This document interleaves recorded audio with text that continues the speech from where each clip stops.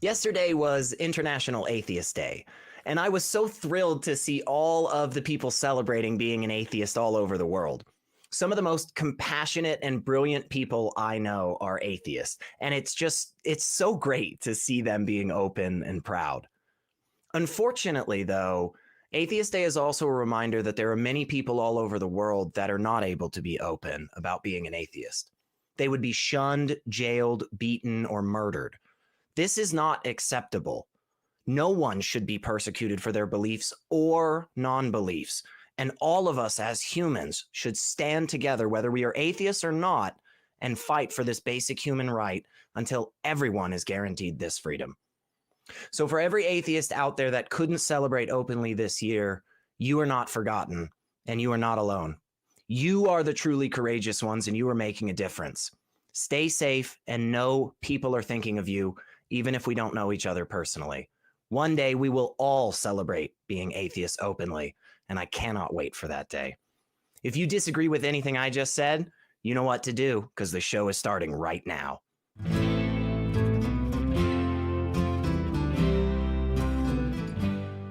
Woo! Yes, welcome everyone. Today is March 24th, 2024, and I am your host, Secular Rarity, and joining me is the always wonderful JMike. What is up? You got me with that's one of my favorite cold openings. Thanks, man. Got me in the feels because it was really easy for me when I kind of made that decision, just to be like, yeah, I think I'm this, Nice. Prior to like kind of going into a weird detour of spiritualism and whatnot. And it was really open. Like my family and my parents were like really cool about it, Yeah. way more than I think would be expected in many cases. And so, yeah, I second that notion. I echo the sentiments because I'm pretty far removed from that, and I can really only imagine how many of the audience or people that don't even watch the show that are just dealing with that can't express who they are. Yeah. So. It's absolutely it's hugely something that I think about all the time when we do these shows. No matter what the caller wants to talk about, or no matter what our topic is, I am always so thankful that my experience has not been one where I lost my family or I lost my financial stability. And definitely not one where I've lost my life. And unfortunately, that's just way too common around the world. And so, yeah, I think it's always good to take a moment and remember that there's a lot to fight for, you guys. And it's a global fight. If we're not all free, well, then we're not all free. And we need to absolutely freaking make sure, because anytime this freedom starts to erode, it will continue. So yeah, it's great to know that there are a bunch of people out there that are fighting and working. We got all, of course, the wonderful crew back here and all the people that do stuff here every week, and you guys, all the wonderful audience that's out here with us. So it's you guys are the reason that we do all this. So yeah, just a big thank you to everyone. And before we get all too weepy and start crying and stuff, we do have a show to do, folks. We do have some good calls, and as always, we are going to give priority to our theist callers, okay? But I am telling you this right here, right now, folks. I am making this statement, which is, if you are an atheist, absolutely give us a call today, because, yeah, if you want to talk to us a little bit about what you did celebrating Atheist Day, or people or some of your story, we are here for it. But of course, theists, come on. We're a bunch of non-resistant non-believers here. You could change our mind at any moment. So don't let this opportunity pass you by. But I like that reference. Right. I love that reference. So non-resistant non-believers, love it. Right. It's great. I love it.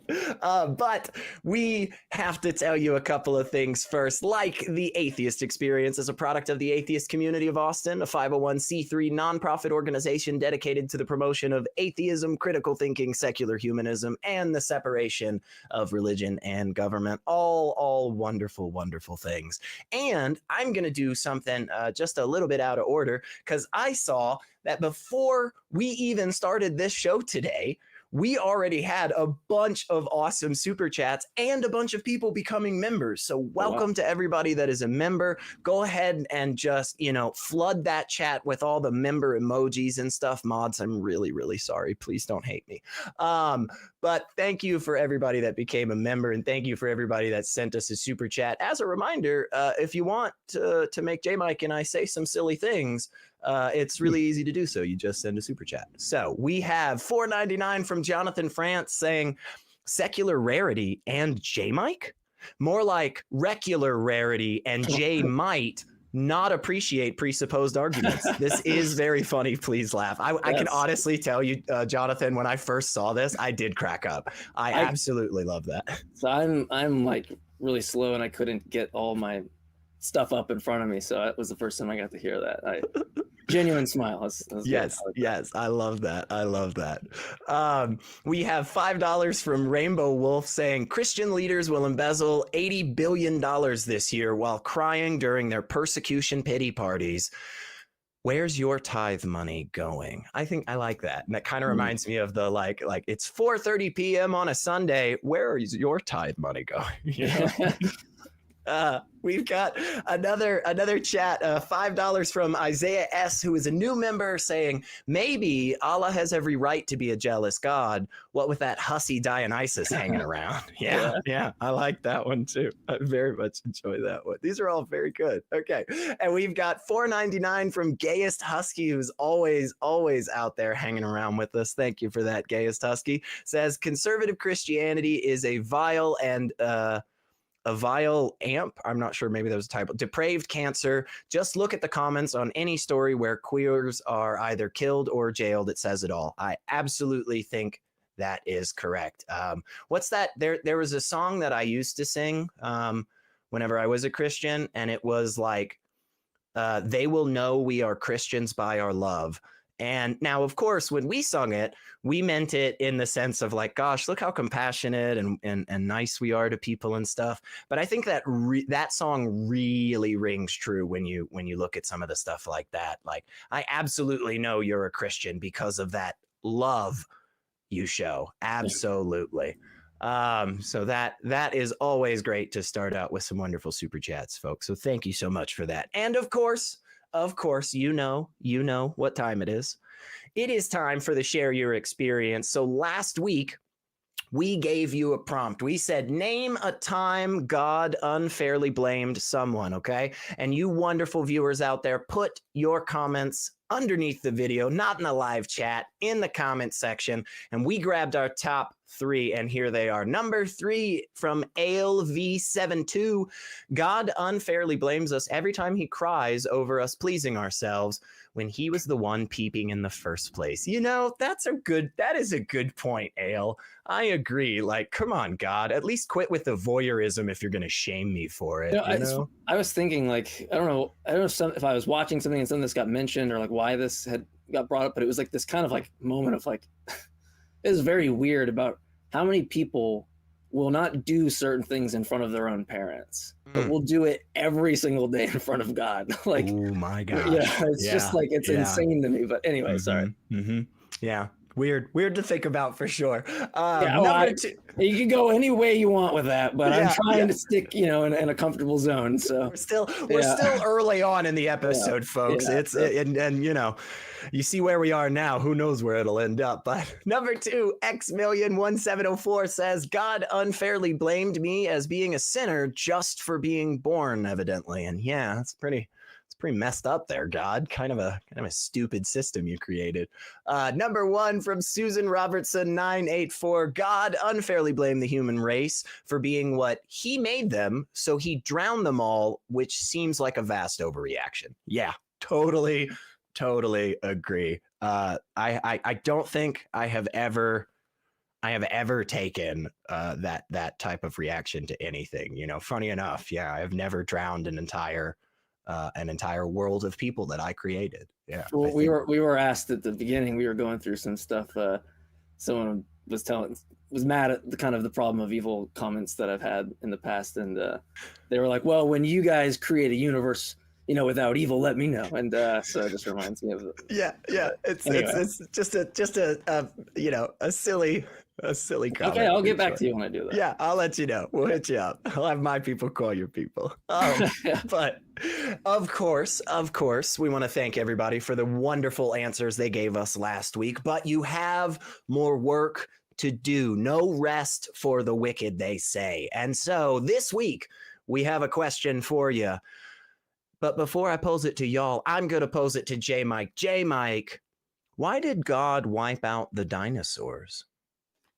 Yeah, so I think it's one of those things where he's looking at his list and he's like, okay, well, I have a whole bunch of infants, pregnant women.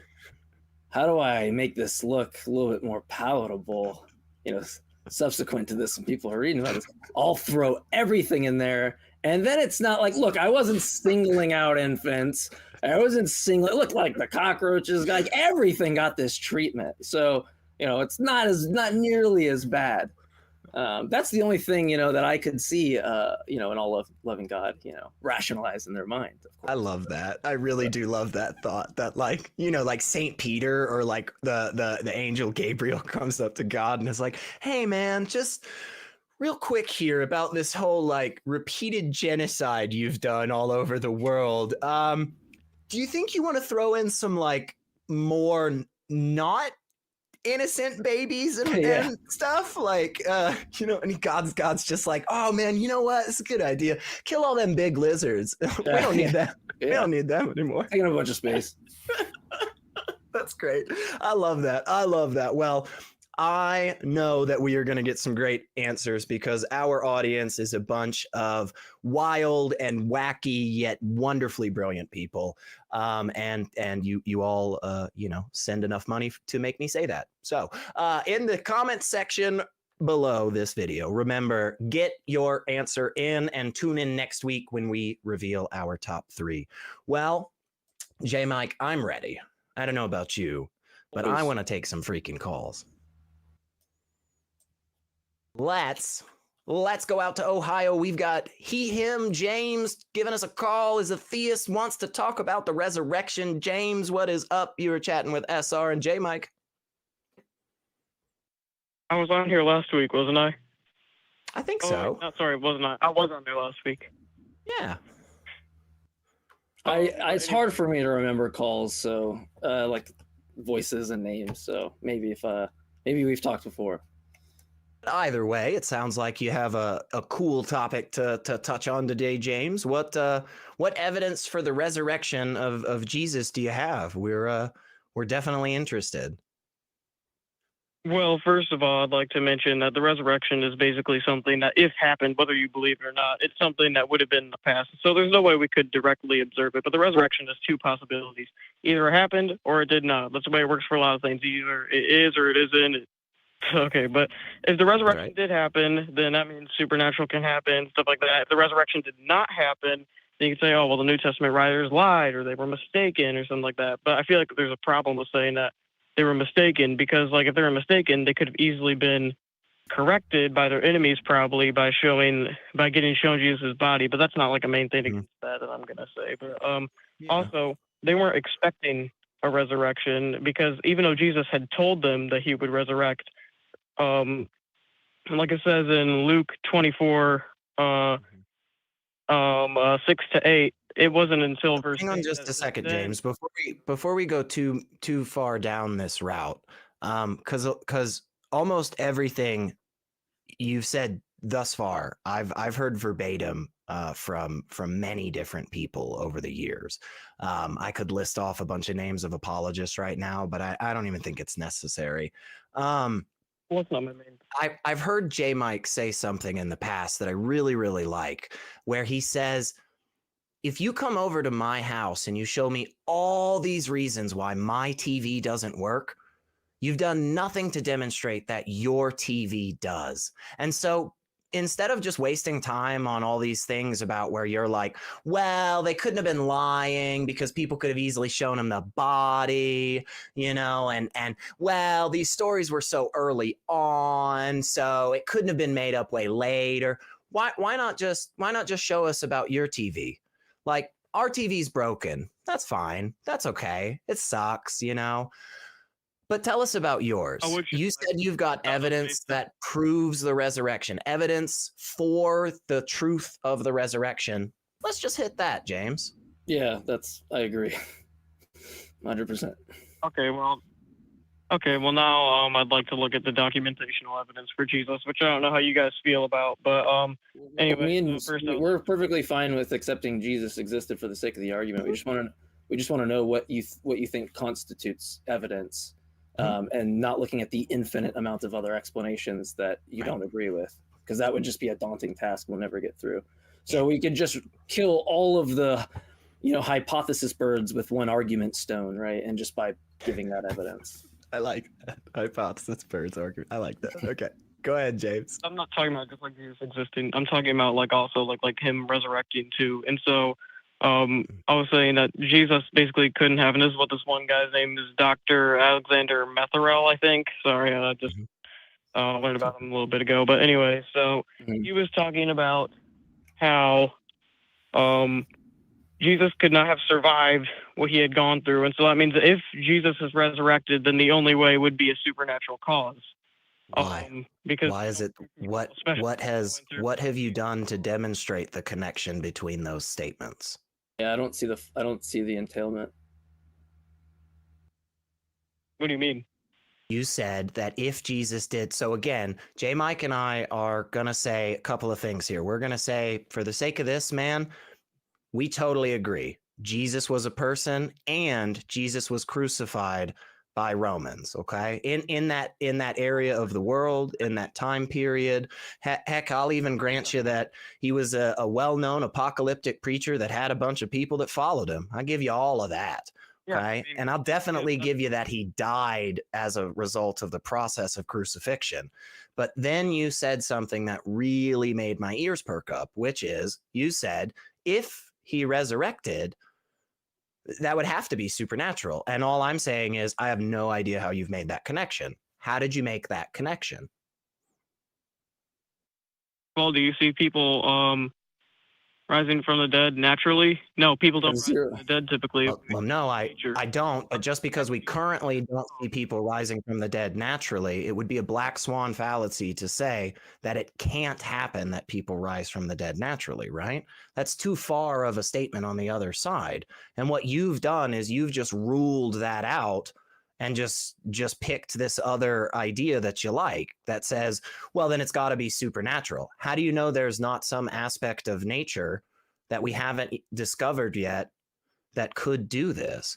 Right? How do you know that we don't have sufficiently advanced alien technology amongst us right now that's accomplishing this? How have you determined that this actually qualifies as an event that violates the laws of nature as we know them? Because that's what supernatural is. Well, you see, that wouldn't be natural then. If we did have some type of technology, if we did at some point make some technology, that'd be technology that we made. That wouldn't be natural. That wouldn't be. How is so you're using the word natural in a different way than I am here, okay? So when I'm saying that technology is natural, what I'm saying is that it doesn't go outside the norms of the laws of the universe and logic and physics and those types of things. Supernatural by definition does. So us creating super cool technology like this awesome little camera in front of me and this cutesy microphone, like that's not non-natural. It's not unnatural. If you're using the word natural just to mean like plants and animals that people don't make, like cool, but I don't think that's the helpful usage of that term in this context, because you're not making a distinction between human created things and non-human created things, right? Or I'm sorry, non-human created things. So like, microphones versus trees, you're making a distinction between the laws of nature as we know them in their current state and anything that's outside of that. That's what you're talking about when you're talking about a human resurrecting. You're not talking about the difference between, a water bottle and again, a tree. I just want to say, like, I understand. I don't want to stay on this. Like, I mean, I understand what you're saying about like the technology and stuff like that, but I wanted to talk about like the resurrection too. I didn't want to No, we will. The reason why we're speaking up is that you had made this like necessary entailment from some proposition that there's someone that resurrects, and therefore it's supernatural. What you would have a better, like, if you had a more humble approach with it, it'd be like it's more likely, right, or it's expected under the hypothesis. But you're trying to say that like it's a necessary entailment when if we could like I don't know, reverse cell death or something with some tech, and we just did it in front of us, there'd be no sense of adding this extra postulate, like as you know, working within the person who helped like revive a life or something, right? It would be just an unnecessary postulate. We're not. The point is if you want to just say that that's the entailment, you're going to have to provide some argument that gets you to that proposition that concludes that. As far as it stands, it's a non sequitur, right? It doesn't follow that like it's supernatural or it's natural. You have to make your case for it. Merely just asserting that it is isn't really like an argument or any support. I'd be happy to like in other contexts to support, like just concede that. But it's important because it's not a necessary entailment; it's just false. But yeah, go ahead with what your evidence is, because I think we've beaten the whole. This doesn't follow from those set of statements. Okay. Well, anyways, what I was saying now about like the resurrection and stuff like that. So I was talking about documents and stuff like that, different things. And I'm not talking about just Jesus living. I'm not talking about just Jesus dying. I was talking about. Oh, by the way, are you guys trying to like make a natural or give a natural answer? No, we just different things like resurrections. No, we just want don't worry about any of the naturalistic explanation. We just worry about what supports your view, right? Like I have nothing to do with why you think you're supported. We've never talked before. So like why would me, in my opinion, have anything to do with the support that you supposedly have? Right? I never entered into your support prior to you talking to me. Okay. Well, do you believe? I only say that because this is how all resurrection conversations happen, and it's so annoying. Like, don't worry about the naturalists like not being able to explain it. They can just say, "I don't have an explanation." That doesn't mean, therefore, we should be Christians and accept that it happened. You have all of your work left ahead of you to do. Do you believe that if the resurrection happened, just don't even worry about? No, I don't. The idea of a resurrection, is that a miracle? It's not question time. It's you supporting your argument time. It's not 20 question time. I don't know how asking a question is supporting your claim. Like there's like literally shorts on our channel of me saying this to like several people. Okay, well, I'm trying to talk about the resurrection. Okay, so talk about it by not asking me things that I have attitudes towards, and start giving me stuff that you have attitudes towards, like something that justifies the proposition. Right? So far, we've gotten nothing. Okay, well, I believe that miracles can happen, and I believe that since God exists, miracles are possible. And I'm saying since right there. I'm going to give some evidence for that too. So there are several arguments for God. Hold on. I was asking about a resurrection. Now we're stacking something else on top of it. Can we go to the first claim, or is it going to turn out by like the end of it, I have 8 like foreign ontological or metaphysical claims that I'm like, what the hell even is this stuff? And I have to sift through all like 8 of those things. Why can't we just go with this one thing? Why can't you support this thing? Like presumably, like you don't have to add more weight to your theory by talking about miracles now. Like now all we're doing is just like inflating our economy so much. The resurrection would be a miracle though, so it would apply. Because I'm saying that I think I would show how God exists, and then God exists, that means miracles are possible, thus the resurrection would happen. If you prove God exists, then we'll just go home, God exists. But like presumably you're trying to get us to the Christian God in virtue of some like, you know, reason that supports the claim that he died and Yahweh was responsible for it, right? Resurrected. Merely just giving an example by that he resurrected, we're just trying to get with. But then you have a further entailment that like it was done by Yahweh and not some other agent, right? So, but we're just sticking with the first one. First one is that he resurrected. Great. So what supports that? So far we've gotten, what do I think about stuff? Okay, that doesn't work. So, and then we get the next thing we got is, well, I think God exists because there's miracles. Okay, that's great. All of that stuff that you're giving as reasons is stuff that I don't already accept. If you want to move the person you're talking to closer to your position, you have to give reasons of stuff that they potentially could accept. Telling me stuff about miracles and God, I'm going, I don't accept that stuff. How in the hell could that ever convince me of the truth of this position? You're just like, I'm already like, oh man, it's like an astrologer comes up to me and wants to talk to me about astrology. And then they start talking about other things in astrology. I'm like, wait, hold on. Right? So what's the evidence? The evidence for the resurrection? Yes. Yes. That's what we're going for.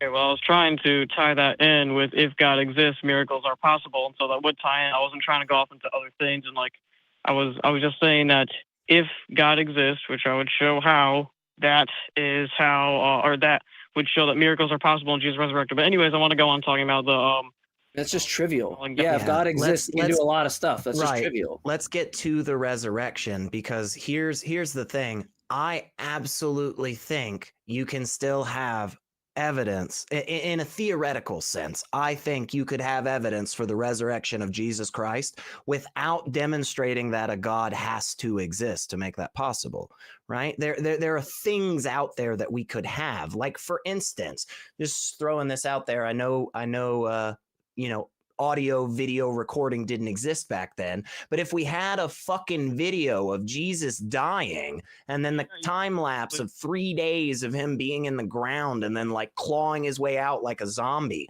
like none of that requires a God to be evidence, man. So like, is there anything that you can just point to, like, hey, there was this super well attested event that we have 500 plus individualized accounts of, or something, like anything along those lines? That would be the best. The Gospels. So what is the earliest date of the earliest gospel? What order do they go in, and how far away from supposedly Jesus's death? By the way, this is just seemingly like question begging. If we're just like, I mean, it's saying like, look, I'm asking. The claim is made in the Gospels, and then I'm asking you to support it, and then you go back to the thing that claims it. Right. Okay. Well, anyway, so like, what are you asking me to do right now? To give a non-question begging. Do the thing that you called in. You said you wanted to do, James. We didn't ask to talk about the resurrection with you. You woke up today and said, I want to present evidence for the resurrection, and thus far you haven't brought anything at all. And the one time you just tried, like JMike said, it was literally you just saying, well, the claim is there, so it must be true. So is there anything that you have? If not, we do have a bunch of other really good calls, it looks like. I'm okay with moving on. This isn't, we're not, no offense, but this is like not, there's, it's you're risking me going like further away from believing that this is true right now. Like, right. And that's like bad reasoning on my part. Sending him into Satan's arms, James. Come on. Don't do that.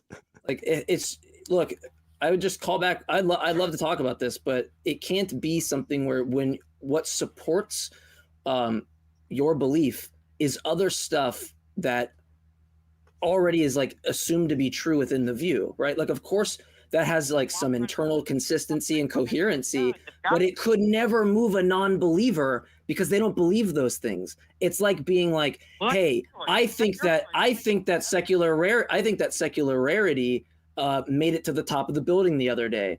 And I'm like, oh, okay. How did he make it up to the top of the building the other day? And you're like, well, because astrology is true or something like that. And then I'm like, well, okay, that's a non sequitur. That was the first thing. They just don't even apply. But then it's even worse than that, because then you tell me like, okay, well, I think that astrology is true. And this book that talks about astrology made the claim, and that's why it's true, right? It's like, I'm not getting anything independent. Like if I was a biologist, I wouldn't say read chapter 13 of the biology textbook. That proves that there's allelic frequencies, that change in a population over time, evolution. I would be like, hey, the claim is there, but then you can actually go out and do some work. There's like a Hardy-Weinberg equation. You can actually see how much evolution is occurring in a population. And all of that would be attestation for the claim independent of what some book says, right? Like, but all we have so far is like a book says a thing. Great. Okay. Yeah. Books say lots of things. Yeah. I don't know that we're going to make too much more progress, James. So, thank you for giving us a call. We appreciate it.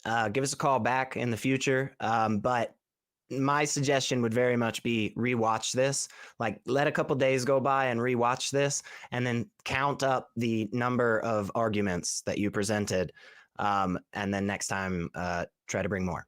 So thanks so much, James. We appreciate you. I do want to real quick, because I think this one, after the way that you so beautifully said that, JMike, crew, can we get the screenshot number 6 up? I want to read this to JMike, because apparently some people have some differences of opinions here with you. So again, I thought you laid that out super, super great, JMike, but we had somebody who commented saying, ha, ha, ha, ha, ha, ha, ha, ha. Sorry, buddy. The clay has no say against the potter. WWW is 666. Get ready for the end. It's coming. Yeah, it's funny because I read that one beforehand and I was like, I hope that one's not asked, because I don't even know if there's like something that can be true or false in that statement. Like, you know what I mean? It's like just totally gibberish. Yeah, I loved it. I really loved it. I just thought, like, am I supposed to feel bad, or I don't know? What am I supposed to do with this? I don't know that it's much of a response, but that's I don't want to laugh at somebody's, expense, but it's like, if you had something there, I mean, try again, because it didn't communicate to me. Yeah. I just, gosh, I love it. I love it. I love it.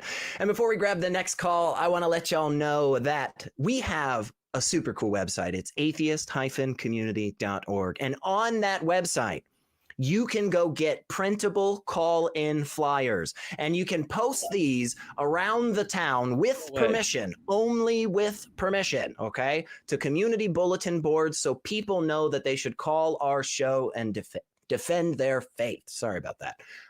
If you do post one of these up, again, only with permission, then why not send us a picture of it? We have all these wonderful, wonderful places that you can send us things, whether it's in email or like fan run hangout places and whatnot, which I will actually be in the Discord after this. So if you want to hang, come do it. JMike has a life and he's busy, so it's Yeah. I wonder how many church bulletin boards have any of our flyers on them. I hope at least 10% of the churches in the US do. And that may not sound like a lot, you guys, but that just really shows how many damn churches there are. There's so many. So if we were in 10%, make a difference. I think that would be massive. That would be massive. Well, we still have some good calls, and we're gonna go right to them. So we are gonna grab Michael in Florida. Him asks, why do atheists complain that Christians cannot universally agree on issues when they, the atheist, can't even agree on what atheism is? Michael, would you say that is a good understanding of your question today? Yes. Awesome, man. Well, let me give you my quick response, and then I will let JMike say his too, and we'll send it right back to you. The reason that I complain that Christians cannot universally agree on issues and am not so worried about atheists not agreeing is because inherent in the claim of Christianity is the idea that everyone would have the same understanding due to the nature of the deity that made Christianity possible. Atheists, on the other hand, absolutely do not have that burden to bear. And because we don't, what I see is exactly what I would expect. I would see a bunch of atheists not totally coming to agreements on what atheism is or what our policies or beliefs may be as a group, an entity, whatever. But the Christians, that just doesn't seem to work with what they're telling me is the case. So, JMike, what do you think on that? And then we'll come right back to you, Michael. Just hang on for us. Yeah, I mean, I don't know that I go and complain to Christians about it. I mean, maybe I bring it up like, hey, you're not even agreeing with this Christian here or something. I have Christian friends and I like listening to them debate each other about certain things. So, it's some of that stuff's interesting to me, even though I don't believe in it. But for me, the biggest problem is interpretive principles that are used because, like, presumably each Christian wants to say, well, I know God wanted, this interpretation of this utterance. And I think that my biggest issue isn't really complaining about this. It's pointing out what I think is like a nail in the coffin for religions based on scripture. if you take in conjunction that, God is inspiring or authoring this, is that there's no interpretive principle that you can take to get out of this underdetermination problem. What I mean is that every single interpretation you could ever have on any text at all, for this being, is consistent with what an omnipotent being would do. Any observation you could ever make in the world is, and that's the only property I'm thinking I'm willing to grant. And so given this issue with interpretation, you have to argue with an interpretive principle prior to giving it. Like, hey, I can justify why God knows it needs to be literal here and metaphorical here. So that way we can dispel with all of these different denominations. And you can only do that if you justify it first, not by looking at the text and saying, oh, well, clearly it's meant to be taken literal here. Clearly it's meant to take it metaphorically here. Because all that is begging the question on your interpretive principle. It's assuming the truth of it without justifying it at all. And so that's what I think is the problem. Nobody sets out and justifies their interpretive principle such that they know the interpretation aligns with God's intention. No one's done that. No one ever will do that. And I think that is the nail in the coffin. So that's my biggest issue with their disagreement, is the fundamental reason why they disagree. Mm-hmm. I think we laid out our thoughts on that pretty well, Michael. So we're going to give it to you for a second to tell us what you think. All right. First and foremost, I'd like to thank you for your quick response. I just came in here 5 minutes ago. I feel really sleepy, so I'm like, but I just came in here 5 minutes ago, and you just picked me up like that. But I'd like to further say that Christianity emphasizes a personal relationship with God the Father through Jesus Christ. So there are billions of Christians. So there are billions of personal relationships with the Father. So since we emphasize like individualism, wouldn't it make sense that individuals would have different interpretations? Wouldn't it be a little strange? No, it would not. No, it would not make sense. No, it would not be strange if everybody had the same idea, because I have siblings. I also have, for instance, like, coworkers, and we all have the same boss. And funny enough, my relationship with my boss is quite personal to me. It's not the same relationship that my coworker Bill or my coworker Sarah has with our boss. But guess what? All of us have the exact same interpretation of who this person is and what they're asking us to do when they give us tasks for the day. Like that is because it's a real person. It's a real person that we actually have a real relationship with and can talk with. If this is truly what is going on for the Christians, then it should not be so disparate as to what they accept as true. I mean, just like JMike was saying, it's everything about this God is up in the air. It's not just the commands, it's his literal nature that is confusing. How do two people have a personal relationship with an actual existing entity and be so radically wrong on the most basic aspects of it? Well, it's a case by case situation, and it depends. How? Issue really, like. But that's what secular's That's what secular's doing. He's looking at the cases and pointing out this like discrepancy between those cases on the character of that being. Whereas, like, when I go hang out with secular and say, like, I don't know, his. Yeah, the LGBTQ, like, does God love everybody, including individuals that are queer, or does God believe that those individuals should be murdered in the streets like his book says? Which one? Because those are 100% mutually exclusive. And the idea that an individual relationship with somebody changes that understanding to such a degree is just nonsensical. It's just flat out nonsensical. It's like if I came up and was like describing secular to you after you just saw him, was like, oh, the guy with blonde hair, green, like, and just had this completely different list of properties that I'm handing out to you. And then it's just like, wait, we set the properties side by side. We're not talking about the same entity. We set everybody's together, and it's like there's not even really there's like kind of some congruence here, okay? So there's some stuff we agree upon, but there's a huge difference, and I think secular brings a good point. It's like look, I can go to his house and not know somebody, whereas he knows that person, and they can say something really sarcastic to me, and I just go like, wow, it's kind of like that person was kind of a dick, you know? And he's like, no. You don't understand, JMike. That is actually a really good sign. He doesn't do that with like anybody. He actually really likes you. And I'm like, oh, okay.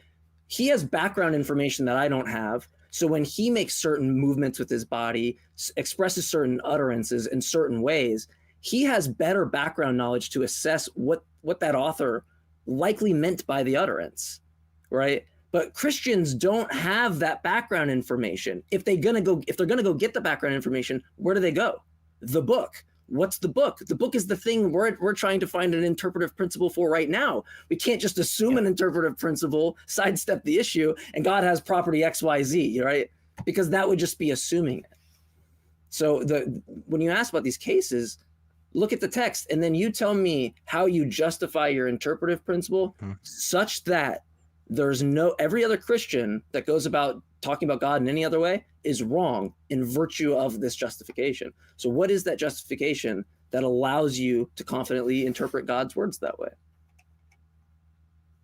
It has to do with education. It has to do with prayer. It has to do with a number of things. It has to give us one. Right. You just threw out some really broad and vague concepts that don't give us anything distinct to actually sink our teeth into and have a conversation about as rational adults seeking the truth. Okay. I think that's who you are, Michael. And I think you're right. Education probably plays a massive, part of this, but what education? Like, does sitting around talking about mathematics all day help you? Or does sitting around talking about psychology help you? Like, what specific piece of education, that broad category, what gets you to the answer that JMike was asking about? Because that is a deeply important thing that religious believers need to figure out. How do you interpret these words here? What is that principle? So you said, education helps us. What education, Michael? Tell us anything at all.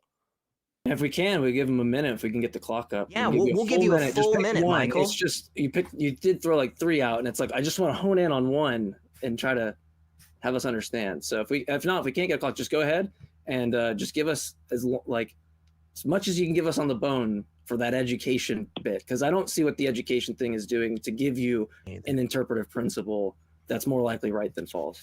You got a full minute. All right, so you can. It's a broad category when it comes to education, but I'm mostly talking about theology. You can go to seminary school. You can have you can actually become a priest or a chaplain. Like, I know that I'm in the military right now, and I know that my pastor is a corporal because he went to theology school, and he's a chaplain right now. So really, theology helps out when it comes to interpreting the Word of God, because a lot of people, if you have a very, how could I say this, underdeveloped intellect, you won't get many concepts in the Bible.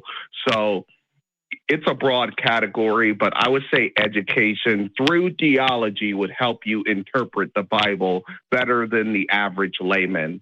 But it really depends on what you're particularly talking about. All right, and that's all I got was jump in. Yep. All you got was you can be a priest. Yep. You were in the military. Your pastor's a corporal, and theology helps. Yeah. But that wasn't really helping me. Like, what about theology? What specifically? Yeah. And how come do we have so many seminaries out there and folks that are trained in theology that are still in this same boat? Yeah. That still has to be reconciled. I feel like you just took the one broad category of education and then just gave me another broad category of theology. Yeah, exactly. What's specific in theology, man? How does this? Yeah, how could this settle it? I know people like Dr. Ryan Mullins who thinks that he's a Christian, he's a really brilliant thinker. He thinks God is within time, not atemporal. There's theological concerns that are completely disagreed there. There's people that think that God, like I talked about this with Secular on the last show we were together, they're open theists. And there's different theological concerns there about whether or not God can know the future, or like actions that free willed creatures do in the future, whether or not that's even knowable. None of that is agreed upon. In fact, it's just as disputed as it is with just your ordinary Christians that are like, thinking interpretation X versus interpretation Y, which, mind you, all of you guys have the same tools. When you disagree with each other, all you have to do is say, like, the Holy Spirit helps me, but it's the same tool that, Christian B has. And so, saying theology is just like saying I have the Holy Spirit that guides me. Every Christian is also using that tool and coming to different conclusions. So it's clearly not reliable, right? Or no one's justifying it to the point where it's like, clear at least. So I don't know we probably should move on after we get a response from you, but I want to get a response from you, because telling me broadly theology is just not, I don't anticipate it's going to be forthcoming. Yeah, I'm right there with you, JMike. Michael, give us some thoughts here, man, and then we'll probably move on. All right. Again, I'd like to thank you for having me on here. After this, I'm definitely going to go to sleep. But the reason why I reference like theology and a college degree is that the Holy Spirit is not 4 years of studying and the Holy Spirit is not collectively studying for your whole life to pass seminary to actually earn a degree. This is not the Holy Spirit. The Holy Spirit is not a school or a class or a university that you have to have high scores in. So I get that every Christian has their own relationship with the Holy Spirit, and many of them I think you're still in the same boat. I'm sorry to cut you off again, Michael, before we drop you, but I just think you're in the exact same problematic boat, bro. And you've got a lot more work ahead of you before you're going to get JMike and I or anybody, in my opinion, to even move in the slightest. Because basically what you just told me is the exact same thing we were talking about at the beginning. You say everybody's got the Holy Spirit. Hey, it's not 4 years of seminary, college, and whatever. But the problem is every single person I talk to claims they have that relationship with the Holy Spirit, claims it is in them, claims they have witnessed it do things in their lives, and yet they are all inconsistent when it comes to its attributes. And that's a problem for the Christian and not a problem for the atheist, because it's what we expect in a world where a God doesn't exist. So thank you so much, Michael. I do appreciate you calling. I do wish we would have made a little more progress, but that's okay, because it looks like we've got some other really good calls that we are going to get to quickly. But before that, I am going to shout out these wonderful super chats people have given us. We've got $5 from Miranda Rensberger, who has been a member for 2 months. If you would just accept that unicorns are real, then I could prove that unicorns are real. I like that, Miranda. That is so freaking true. We've got $10 from Fate of Silver saying, Atheist Day was yesterday and no one got me any cool evolution or philosophy books. Shaking my head. Well, let me tell you this right here, right now, Fate of Silver. I will bestow upon you the greatest of gifts that you could ever receive. When you die in the afterlife that doesn't exist, most likely, you will be given rewards on top of rewards. They will be doubled and tripled because nobody got you a cool philosophy book or a book on evolution yesterday. So you can look forward to that in that most likely non-existent afterlife. And if that bums you out, I'm sorry, but that's off my guess. Yeah, it worked when priests were saying it. Yeah, right. It works for them. Maybe it'll. I just thought I could also just say random made up stuff and it would work. We'll see. If we get a really angry email, by the way, Justin, I'm so sorry. Anyway, we've got send all your hate my way. 200 Czech krona, I believe, from Quantum Answer, who has also been a member for 2 years. That is so awesome. Thank you so much. They say there is one person, Paul, claiming 500 witnesses. The Gospels are anonymous. They sure are. And the oldest, John, 150 AD, text piece big as a credit card, which would be the P52 from the Rylands Library. And many raised from dead Are they divine too? Yeah. That story does seem to indicate that resurrection was pretty commonplace. We've got $5 from Adam Shodron, who says, happy post-atheist day, molecular scarcity, and Ray-like. Thank you for this great show today. I love when people screw around with my name. I think it is funny. I've got some really good ones over the years. Spectacular Hairpiece was good. Spectral Therapies was good too. That one was fun. But I think every time I do a show with you, someone calls you the wrong name by mistake, and it's always something new. Yeah. It's great. Just keep them coming, you guys. Post all your favorites in the comments below, and maybe one day we'll go through a few of them that I like. And finally, before our next caller, we've got $5 from a friend of both of ours, the wonderful Mel Tree Fitty, saying, nice. I love these guys, SR and JM. We love you too, Mel. Yeah. You are awesome. And I don't even know if I can do a heart. Yeah. I was gonna say we tolerate that Baff guy. We tolerate that Baphometal guy, but he's pretty cool sometimes. I love him. He's so funny. Super great. He's like the funniest guy I've ever met in my life. I know. So absolutely wonderful. I was so thrilled to get to meet them last year around this time. So, but folks, we cannot spend all day reading super chats because we've got some absolutely wonderful calls, and there is one here that I am super duper excited to take because Chloe, her in Michigan, is a theist that has responded to our chat poll, and I like this response. So Chloe, you are on Chatting Up with JMike and Secular Rarity. What is up today? Well, I saw the poll, the clear question, do you believe that atheists should be persecuted for not believing in God? And I have very strong feelings. No, they should not. Christians. Yes, ma'am. I love it. I saw that. That's why I wanted to bring you on here because, again, I think this is a perfect opportunity to show that even though, we may disagree on stuff, that does not mean that any one of us should be treated in such an atrocious way for whatever we do or don't believe. And I am so thrilled to hear one of our theist sisters out there standing shoulder to shoulder with us. So thank you so much for that, Chloe. Well, you're welcome. And because, I'm your human sister first. And then also both between wanting to respond to that and then hearing the previous call, I'm gonna start again about the persecution thing, and then I'll probably involve the rest. So persecution, Christians should not do any persecuting, period. I know that the history of religion in the world is full of Christians doing the persecuting, but then when you go back to the Bible, and I know that the Bible is full of all kinds of stuff, but if you go back to the New Testament, Christians were being persecuted, yes, but then also it's never said to do the persecuting. And also, yes, Christians, Jesus says that we should go and, make disciples. And then you strip that down, though, and really it is about loving each other home, about serving and loving each other home and mingling and being good to people. That is the opposite of persecution. And also, frankly, a lot of the religious effort that's made to try and make converts is so much like a political campaign or an ad campaign.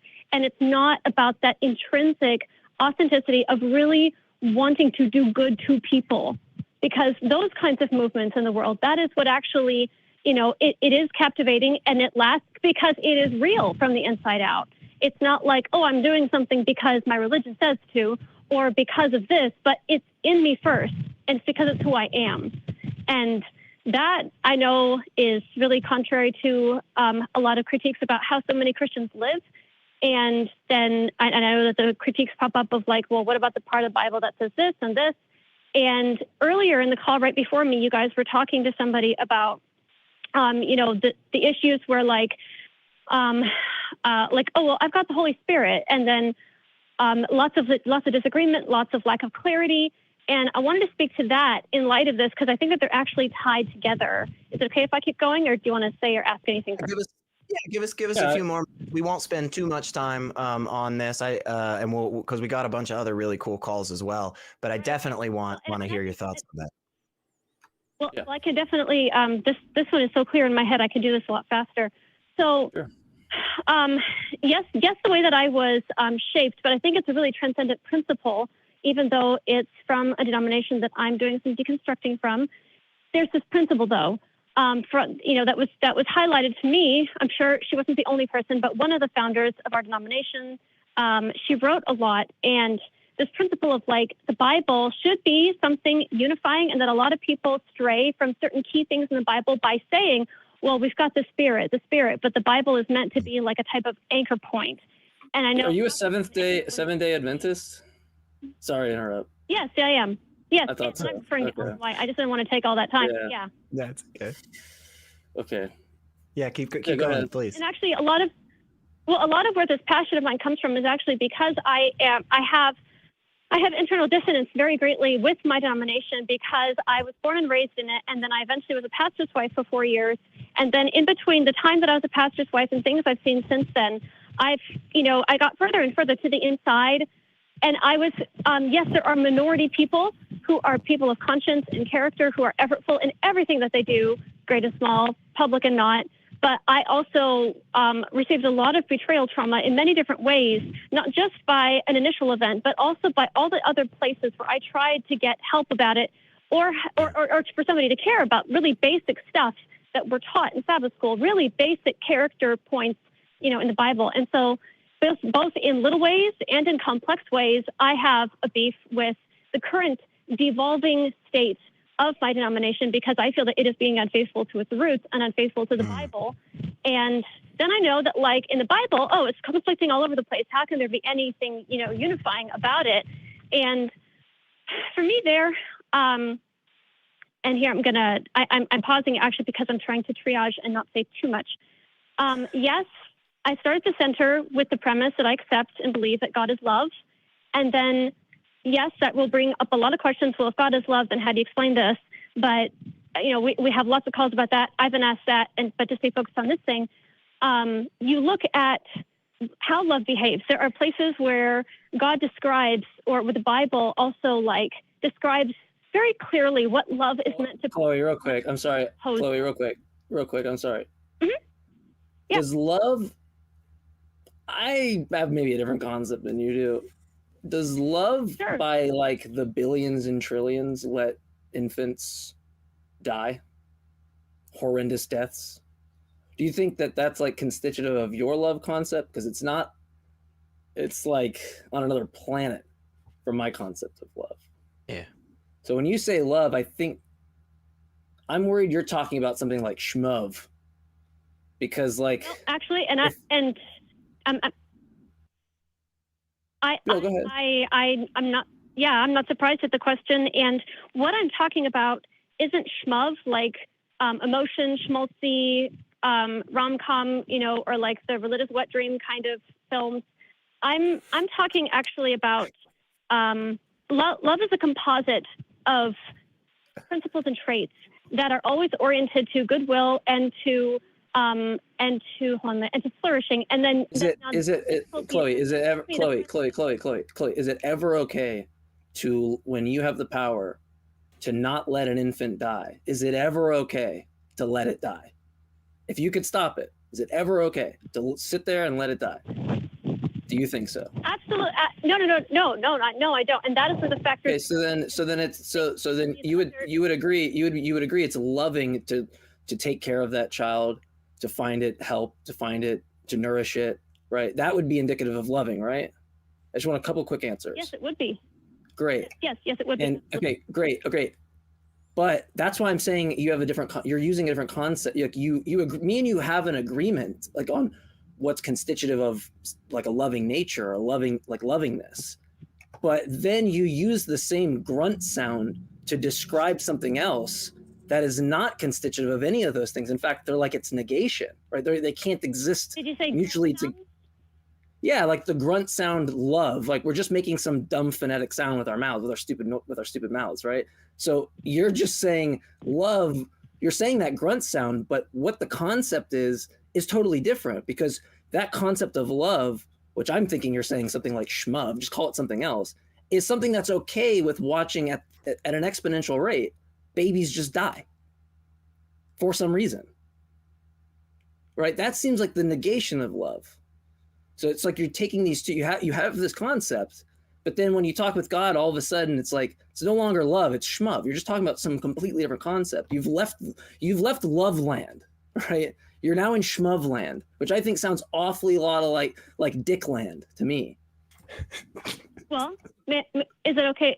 Secular Rarity, do you want to add to that, or can I respond to that? No, I've just been laughing. Both of you have said some really good things. At one and I point, like Chloe. I just, it's hard for me. Like, this is the problem, Chloe. I like you when you call in, yes, and you I can great. see the wheels churning there. I'm not trying to be offensive, but like the excuses some people make when I can just feel like that it's not like you told me it's not loving to let a child die, but then we just like make this exception. I don't get it. Like, I don't understand it.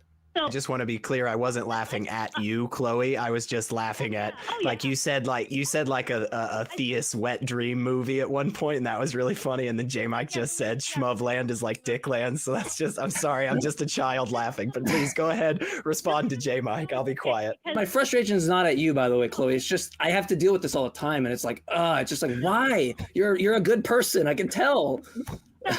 I'm also okay. So here's I'm going to try and like zoom out for a second and talk about a dynamic of when something that I observe both when I call in and others call in, and it's not a critique. It's actually, when you have a call-in show and everybody only has a limited period of time, it is true that some people really kind of just they get stymied by these things, and they are difficult to get into. And here's the thing.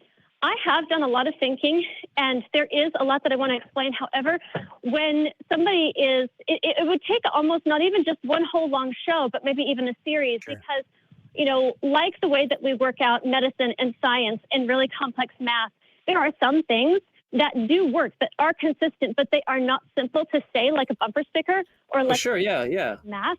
Yeah, I agree. And so, I totally get it that I start mentioning love, and then you want to bring up this example that looks like there is no other way that it could work. And I completely see the validity of that. But I also don't think that is the only piece. Sure, but then your alternative, Chloe, is to say that your alternative is saying, but Mike, have you considered your concept of love, of entering the door for infant murdering and just not nourishing a baby, doing the opposite, watching it and just going, no, it's okay. Have you considered that, JMike, adding that to your concept of love? Yeah, I considered it. I said, get the fuck out of here, right? I feel like you and other people that I know should have the similar response. But it's like, you have this thing you already believe in. It's like we fight so hard. You fight so hard to make it work. And it's so obvious. It's so obvious you've added 2 and 2 and got 5 and your answer's wrong, right? Like by your own lights. I haven't actually. Because you even agree that's wrong, that you should never do that. I have not had much time to I get everything you're saying, but I'm also trying to say more that would make certain things more clear. And then also I know that I have limited time on this show, and maybe there could be another time that I could, put certain things down on paper, and we could even have some kind of a extended sit down or an extended email me series. I don't know, but I actually email me. I'll have an extended conversation with you off the show, Chloe. I'd happy to do that, but no offense, but when you do come on, you do add a lot of points, and that's great. And some people might get frustrated at me, and Secular will stop people quick because people say 1,700 things, and it's impossible to go back to them. I know. And so it's not like if you would see me on TikTok or other places, if I debate people, I'm actually pretty bad at interrupting. I try to be better at it, but it's one of those things where it's I try to treat it with more care in those situations, but here it's hey, we have an audience of atheists. We someone makes a claim of something that we're all kind of hold on, and we want to know more about that thing, but it's impossible to go back to that when you have 20 other things going on. So I get it. It's impossible to have a dialogue the way we'd ultimately want to, but we can focus on this one thing, and that's how are you reconciling your two concepts of love that just seem at odds by your own lights? Yeah. And my answer to how do I reconcile those two things is the thing that would take more time. And if I maybe even just a few seconds to finish the thing I originally wanted to say, and then if you still want to spend more time, I'll speak more to the love thing too. And not just a private conversation about love, but even if we wanted to do a show, like I'd be happy to like Sure. sit down and do more of What- like the in-depth Sure. whatever. What We'll I'd get, like, what I'd happy like to to do do or something. what I'd like to do for today, Chloe, because I think this might be Yes. the best for all of our viewers and everything. We're gonna give you a little bit of time to finish up that first point, and then instead of trying to go into that question that JMike was just asking, just give us a call back and like he said, feel free to hit both of us up individually and chat. I think every freaking time I've talked with you, Chloe, I've walked away with a smile on my face. Like I've always enjoyed it. So you are the type of person undeniably we want here. So we'll give you a quick second to finish up that first point, and then we'll wrap up and we'll grab some of these other cool calls. So. Sure. And is it correct that like when you say internal critique, that it's like this term of like I as a Christian am critiquing the church from within the church? Is that the whole internal critique thing? Yeah, it can be used in two different capacities. The capacity that I often think about when you say an internal critique is from like the philosophical argument side, where basically somebody is saying, okay, granting that these premises are true, here's the problem with them, right? Here's the contradiction or whatever. There's some unnoticed consequence that might make you feel uncomfortable. Right, exactly. Yes, perfect. Okay, so I think that's one of the reasons why I really wanted to call on when I saw the poll question, is because I wanted to put out in atheist ears and in whoever's Christian theist ears who hears this standpoint that might, maybe help soften or create more thoughtfulness in people who are persecuting atheists and people who are at least biased and prejudiced, and I want to point them to what we say we believe to get them to think more deeply and change how they're acting. So, so the whole thing that like atheists should not be persecuted because, Christians should not persecute. And even in our efforts to, convert, I would even argue there, I believe that it's accurate that the Holy Spirit is supposed to do the converting. We are supposed to do the loving. We are supposed to do the sharing.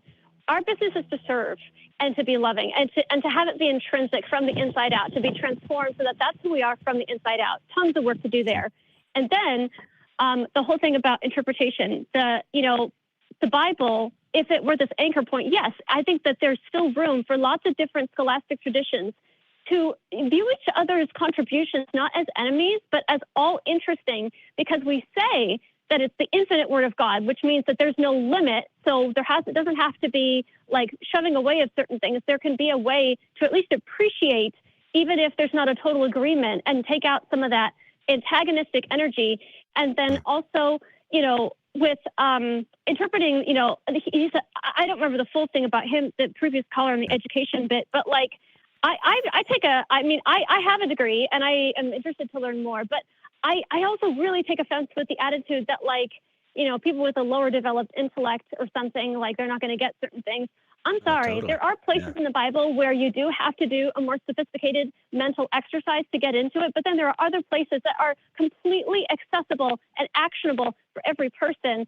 And also, like people, I don't like that attitude of lower developed intellect people are going to have trouble, because frankly, every human has so much potential. And even people who like say somebody who comes across as more severely disabled, autistic, or Down syndrome, there are gifts and there are specialties that we all have and that can all be brought.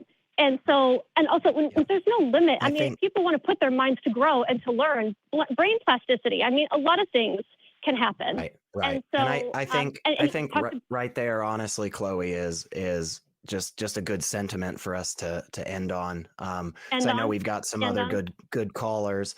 But truly, I always really, really enjoy whenever you give us a call. I think you are always honest, and I think you are always, engaged in these conversations, which is just not the description of many of people that have called over the past. So thank you so much. Go ahead real quick. I try to be honest. I try to be honest. Good. And real quick, I think that's the most important. I also want to apologize into the airwaves for the last time that I called in somewhere. I'm not going to go into detail about it because those who heard it and know it were there. I kind of tried impulsively to do something friendly and fun. And I didn't also think about like how doing that on somebody else's show, and also how it might make my friend feel. And I don't, want any more detail than that. But I just wanted to put an apology into the airways because I kind of thank you. was sloppy with that, and it wasn't great. Thank you for that, Chloe. We do appreciate that. And again, I think it's a good sentiment for us to end on that. Even though we may disagree on some very, very important core beliefs for us, we do agree that nobody should be persecuted for those beliefs or those lack of beliefs. And I just think that is a really, really powerful sentiment to end on an atheist show where we had a wonderful chat with a very nice theist who also does not believe that atheists should be persecuted worldwide. So, Chloe, thank you so freaking much. Seriously, I always enjoy chatting with you, and please give us a call back in the future. We always have a good time. I saw that, and I absolutely wanted to grab that because I just think that sentiment is so important. Sure. No hostility. I just get really. No. I think your point was I think your point is great. How people think those things and try to reconcile them. Yeah, and I do. I think your point is great, and I also take Chloe's point where she says, look, honestly, this is it's a dense conversation, one that takes a really long time. And I absolutely agree. And I'm super glad that she is willing to have that conversation. I agree. And I look forward to future chats. Speaking of chats, I have some things to say. Like, for instance, I'm not afraid to admit when I'm wrong or when I've made a mistake. And so I must send a deep, deep apology to Harsh Gupta, who's been a member for 2 months, because Harsh, you sent us $100 100 rupee super chat, and I didn't read it earlier. So now I am flagellating myself publicly for your benefit to apologize and atone for this horrible mistake. And I will read your chat, which says, "Love the show. Keep up the good work." Well, Harsh Gupta, thank you so freaking much for that. And again, I'm terribly sorry. Shukriya or Dhanyavad? Yeah.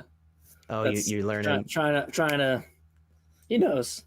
He knows. Okay. All right. Yeah, That's cool. You got a little inside thing going. All right. I didn't realize that. Yeah, no, I didn't realize you guys were that cool and close. Yeah. Whatever. Anyway, we also have a $10 super chat from Tim Gwain saying, "JMike, you've touched on the fact that God is supposedly omnipotent, who has the power to keep babies from dying. That is the most beautiful analogy I've heard in a long time." And I agree. I really like the way you say that, because I think in that framing, it really, really shows kind of the horrible nature, the depravity of that character. We just talk about the concept of when you say something is good, and then we like, hey, would it be good to do these things? About these things? Nope, they wouldn't. Okay, great. Yeah. So we agree on this kind of concept, and you're just now changing it to like schmud when you're right, when you're adding the things you disagreed with, and the negation, right? The things that like are not good. And so it's just problematic, and I think it definitely is something that believers need to figure out. But you're saying the grunt, but you're changing everything you mean by that grunt. You're changing the content of that grunt, in more ways than one. Right. And I think, again, I just think that's important. And I also want to shout this out because I saw this happen back to freaking back, and it is so awesome. Quantum Answer, who's been a member for 2 years, just gifted 10 Atheist Experience memberships. Holy freaking crap. That is awesome, Quantum Answer. Thank you so much. And everybody that just got a membership, please make sure to thank Quantum Answer and throw those emojis all throughout the super chat. But wait, there's more. Oh my God. Nero the Fairy Queen, who has been a member for 2 months, also just gifted 10 Atheist Experience memberships. Holy crap. All 20 of you that are now members of this amazing, amazing channel. You need to thank both Quantum Answer and Nero the Fairy Queen. Wonderful people. Thank you so much for that. And please feel free to liberally use those emojis, just as long as the mods don't hate me. We do have other calls, and I'm going to go to them because this next one I think could be really good. And here's why. I'm not going to say anything about what the topic is written from our lovely, incredibly talented call screeners. No, what I am going to do is say we've got on the line John, he, him from Canada, who has promised He is ready to have an honest conversation with us. So I am thrilled about this. John, you are chatting with JMike and Secular Rarity. What do you got for us today, brother? I'd make a prediction, but I'm not going to. Okay. What's up, John? I know you two are. I know you two are atheists. But I'd like to know: were you once Christians? I was. I was not. Right. So you got both sides of it. So one of you was, and the other you were never Christian. You were always atheist. Correct. JMike was not. SR was. I was atheist. Then had like some had this vague kind of weird notion of spirituality. Kind of a weird little detour I took for a little while, but yeah. So I wasn't technically always an atheist. I think I believed in. I always used the higher power kind of language there that I didn't know what the hell I was even saying. So it's like not a god, but it's a power. It's higher than us. Smoke some more weed, man. Okay. So what would you say to someone who does believe? What do you mean? We talk to them all the time. Yeah, we talk to people who believe all the time. I've said like, how is that sandwich you're eating? Yeah, I've also said things like, I believe that the foundation for your morality is gross. So there's a huge spectrum here. So just give us a little bit of focus. Give us a little bit of focus, John. Okay, all right. Okay, so I personally, when I look at the sky, the moon, the oceans, and how the Earth, and the complexity of the Earth, I have a very hard time believing that all this came about by accident. Well, what if you just don't have to believe that it came out by accident? What if instead of by accident, it actually happened because of a confluence of events that ultimately, gave some parameters in which things would fall in between those? Like, it's not an accident that the bowling ball makes a shape when you drop it into mud, right? But like, maybe it was an accident that the bowling ball dropped out of my hands, right?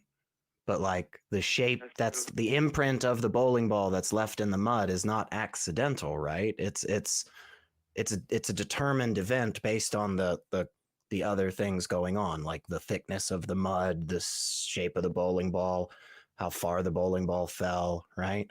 I think the accident stuff there is always thrown in just to be like, it's like, if it's not intentional, it's just like kind of random accident. Right, it doesn't really follow, because you could just you could have something that necessarily like you talk about the singularity that just necessarily exists, and it's not an accident. What explains its existence? It has to exist. What it goes further than that, there is no further explanation. There couldn't be nothing or something, maybe, right? But you wouldn't have to result to like chance or accident. If I'm hearing you right, you could appeal to other types of necessities.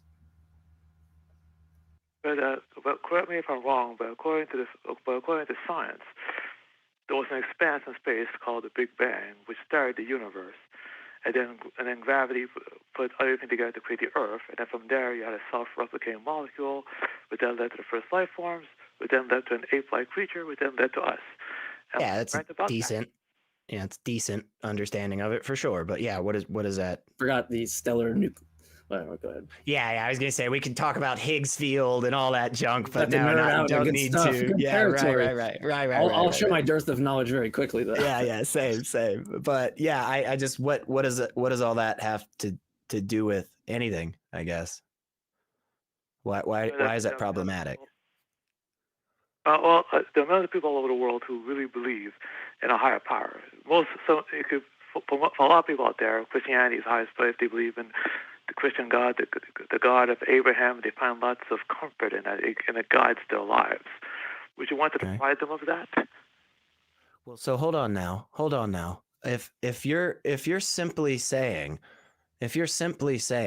that your argument here, your real forceful, bit of evidence or information that you're going to bring to us now is to say, hey man, you might make some people really sad if you tell them that they're devoting their lives to something that is demonstrably untrue. You know what? You're probably right there. John. It probably will make people really sad. You know what else, though? it'll probably keep people alive.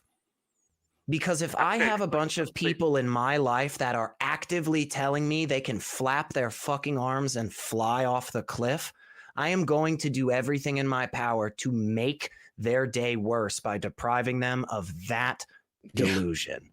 Abso-fucking-lutely every day, John. If you had a family member who walked up to you with a butcher's knife in their hand and said, I fully believe that the leprechaun in JMike's car will give me infinite rewards in an afterlife if I chop my head off right now, wouldn't you want to bum that friend or family member out? Wouldn't you actively put every ounce of your daily effort into making sure that the person you loved didn't go through with that delusional idea? Well, of course I would. Damn right, brother. We on the same fucking page, man. I am absolutely going to bum my friends and family members out by letting them know that, in fact, they are not, to the core, broken pieces of shit that their imaginary deity has convinced them that they are. I will absolutely make everybody just a little bit sad who thinks that by dissuading them of that opinion. I have no problem there. I feel pretty good about it. Well, You like that trade-off? I do. But what if the religion helped them, like, I don't know, get off, stop drinking or get off drugs? That's awesome. That is awesome that it helped them. What if heroin stops people from getting off drinking? What if methamphetamine stops people from murdering people? That's phenomenal that they stopped doing one bad thing, but how does that justify the other? It doesn't. My man, you batting 1,000 today, John. You killing it, man. I'm loving this. This is the best conversation. This is the best, man, so far. You're absolutely spot on, dude. I agree. It doesn't. So yeah, it's awesome that there are some people out there who make this claim and they're like, oh man, you know what? If I didn't read my Bible and love my Jesus, I'd be a horrible person, murdering and doing the bad stuff, you know? It's awesome that people have methods that lead them away from doing those atrocious activities that we all agree are atrocious. That's so super great. But I do not believe, and I don't think it's been demonstrated, that these methods of religion, especially Christianity, are the only way to do that. And also, I don't believe that people are so ignorant or terrible at their core that truly stripping them of this non-true belief will lead them down this route of depravity that so many people claim. I don't think so.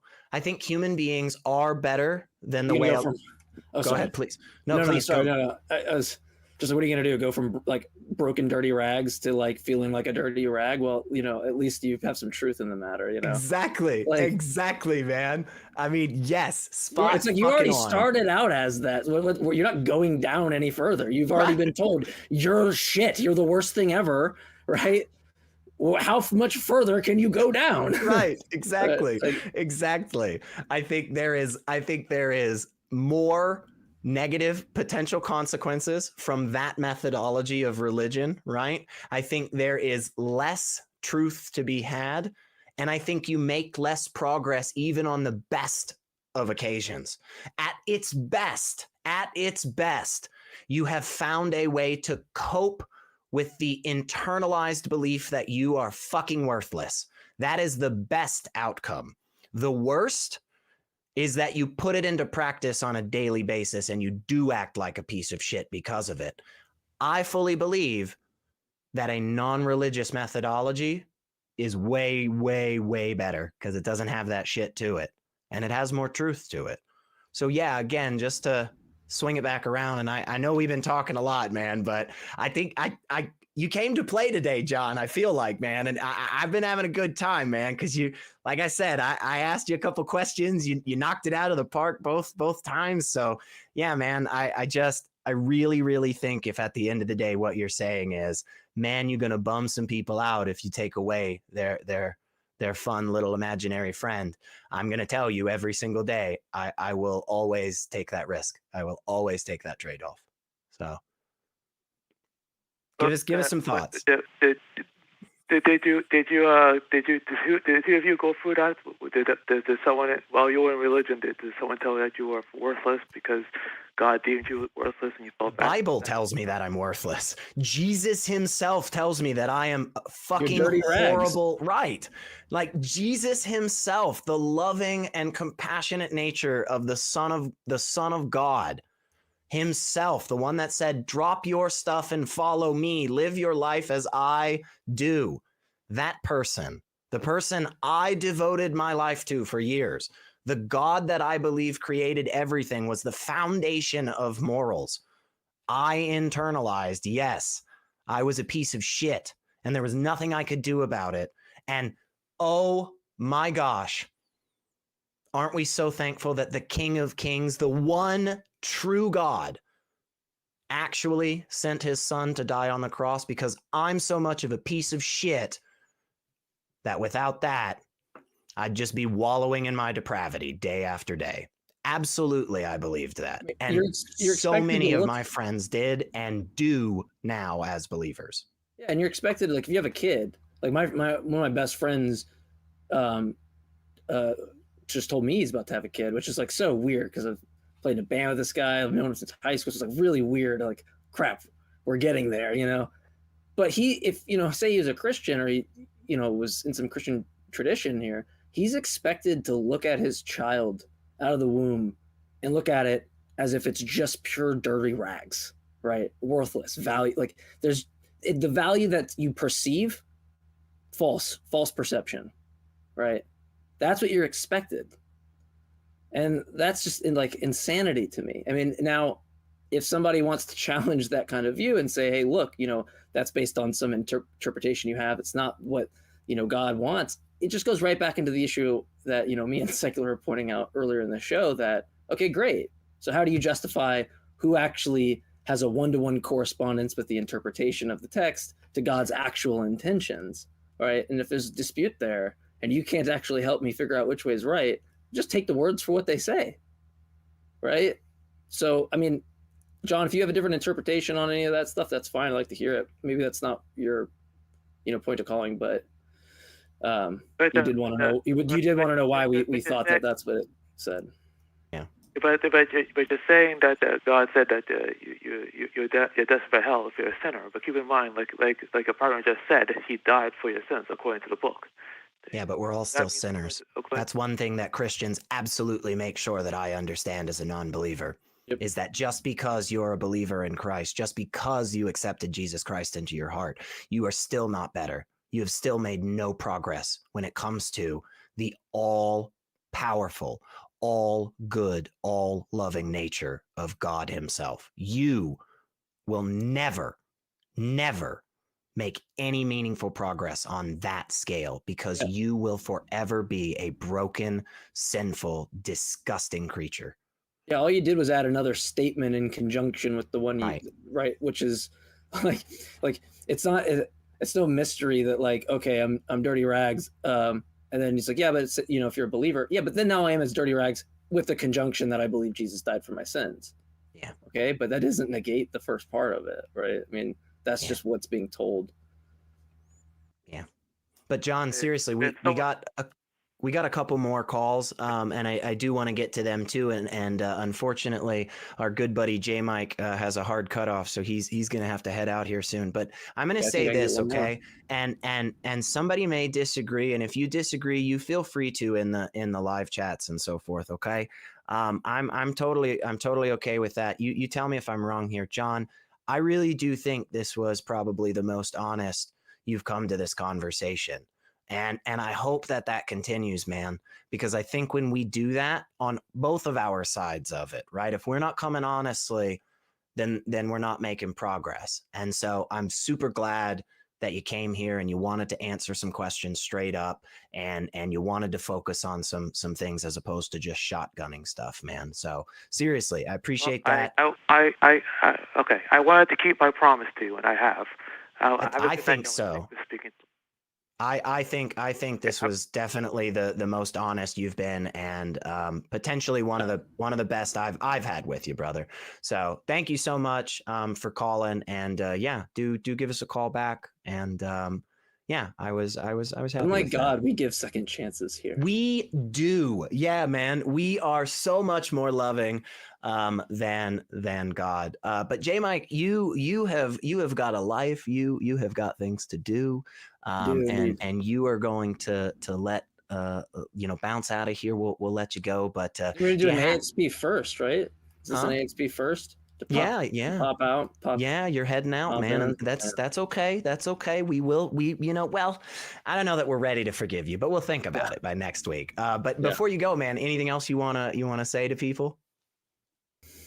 Well, no, I mean, I would want to rehash the kind of stuff with Chloe as being one of the biggest problems I have when I talk with believers, if it's outside of the kind of philosophical perspective, like debate, just like talking with normal people about this, that I've yet to come across somebody that will agree with me what's constitutive of good, that we have this, I'm not saying that it's objective, just do we have agreement on certain statements that we both, would agree is good, or like by our own lights good.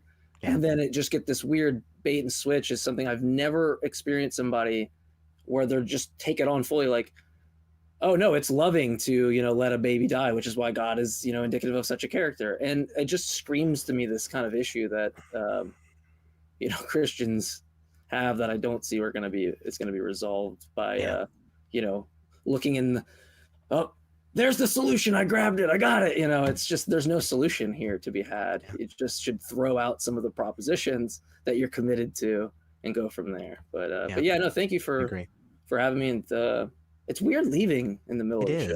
It is weird. I guess it's technically the end. You guys are gonna fill out other callers. You have like 6 other callers. So we do. It's crazy. Yeah, it's crazy. And then Kelley and I are gonna hang out in the Discord for the after show. But dude, I always love doing these with you. I think we always have such a good time, and I just love hanging out with you, man. We're gonna have to find a way. Well, we will soon.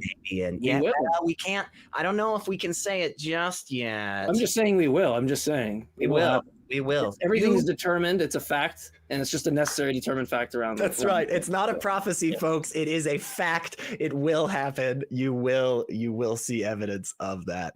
JMike, thank you so freaking much, brother. And you better play me off exit music. I better get some. I don't know that I have. I don't know that we can do that with the copyrights and stuff. Everybody think of your favorite playoff music right now as JMike goes away. Have it in your head. Yeah, like a wrestling, because I got potato wrestlers behind me, so I need like. Such a great. You can't. You throw out potato wrestlers and then you're getting ready to leave. Such a bombshell to. Oh man. All right. We'll let you go, brother. Yep. Thank you, guys. Thank you, man. And we have a couple of other wonderful calls we are excited to get to. But of course, I must say some things as well because I have it here in front of me, and so I'm just gonna read them. Which says one, that the ACA wants you to know what is going on in our community. We do. And for that, we've actually made it super duper easy by giving you an updated website. All you got to do is go to www.atheist-community.org, and you can learn about the organization itself, its policies, and how to get involved. We are always looking for more volunteers. We are all volunteers here, all the hosts that you see, and so much of the crew and stuff. And it is truly just wonderful to have such a great community. And we're always looking to have more people in that community. And speaking of people in our community, we have a $20 super chat from somebody who has been a member for a full year here in this great community, and that is Native Atheist. Native Atheist says, this show is the bee's knees, and I cannot agree with you more. I actually am not positive if bees do have knees or not. But I agree. This show is, in fact, the bee's knees. And to help me take some of these wonderful calls that we have in the queue, I am going to bring on a good friend of mine who is always a sturdy and solid individual, someone who is rock steady in the face of whatever the world throws at him. It's Kelley freaking Laughlin. Get up here, Kelley. What's up, brother? You make me sound so great. I always have to have, it's the obligatory rock joke at some point, you know, it's got to come in. It just has to be.